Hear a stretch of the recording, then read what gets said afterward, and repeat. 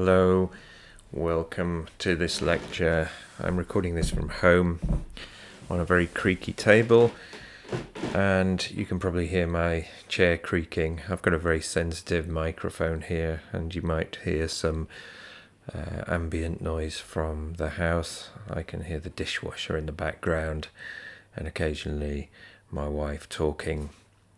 This lecture is about the birth of graphic medicine, and I'm very sorry this is in English because I don't speak Spanish. I'm sorry about that. I will try to speak clearly and slowly.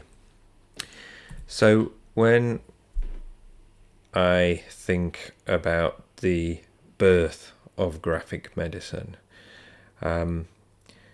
this is obviously a very personal lecture because I was there at the beginning of this movement, or this field of study that came to be called graphic medicine. But obviously there are many different viewpoints that could be taken, and there's no such thing as the definitive history of anything.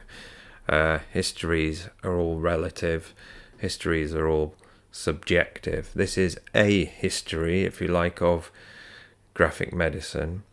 It's not necessarily a history of health-related comics, although it will touch on that. But it is a history of graphic medicine. Obviously, there will be different histories from different people's viewpoints, and there will be different histories of the study of comics and medicine in other languages. Graphic medicine started anyway as an Anglophone project, if you like, and we mostly looked at English language comics. But then obviously things have developed, and we've made links with Spanish speakers, Medicina Grafica, but also people are looking at this type of thing in Germany, the Pathographics project, and in other countries as well. So for our purposes, I'm going to talk about graphic medicine as not meaning medical themes in comics, but graphic medicine meaning the website, the community that has set up, that's built around the website and around the conferences, and this discipline called graphic medicine, as opposed to the study of healthcare themes in comics. So, sorry, that's the dishwasher going in the background. Comics have been used for a long time in public health.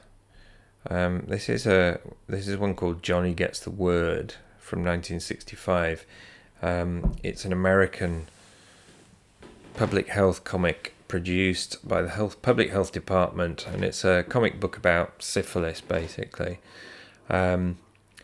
And I guess it was thought that the way to get public health messages out to young people was to put it on comic form, because they might read it as opposed to boring leaflets. Whether these things ever worked or not, I don't know. So in this one, Johnny, who is the protagonist, is told by a girl that he has slept with that she has syphilis, and that he's given it to her. And he goes to see a doctor who explains how he passed it on, and he's going to give him a shot of penicillin to get rid of it. This was from the 60s. Comics have also been used.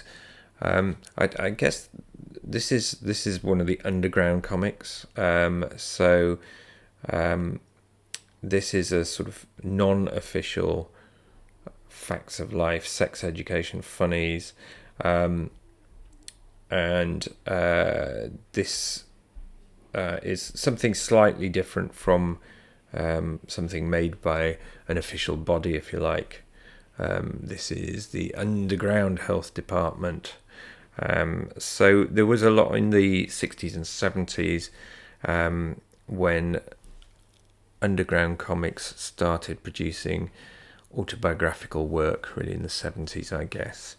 A lot of the material in comics at that time was centered around sex and drugs and things that had been very difficult to talk about in general, in polite society and in other media. And comics was thought to be a way that people could discuss this kind of material. Looking back, there are other comics that were about aspects of healthcare. So these are from the 60s, the 70s, and the Adventures of Young Dr. Masters, MD comics. These came from a time when comics in America were heavily censored. You can see on the right hand side there that it says approved by the Comics Code Authority. Comics went through a period really in the 1950s when they were thought to be a very divisive and pernicious medium that would corrupt the morals of the youth. And this was because there was a lot of violence in comics and horror comics, and there was a moral panic.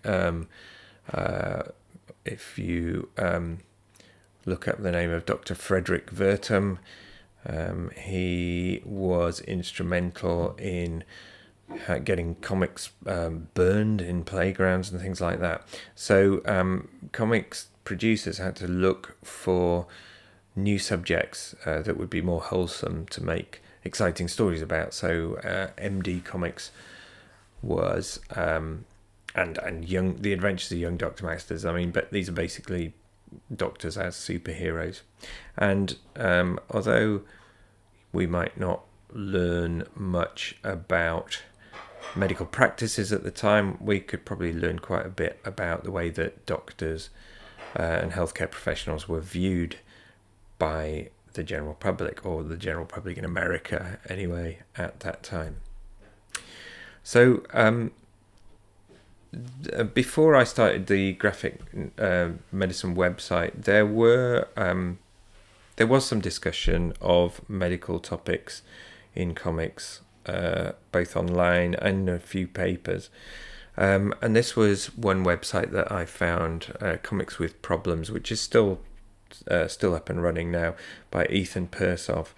And this he catalogues a load of comics that discuss political issues, things to do with drugs and medical issues and mental health. So this was going before the graphic medicine website was set up. It's not just about medical issues, but medical issues feature in it.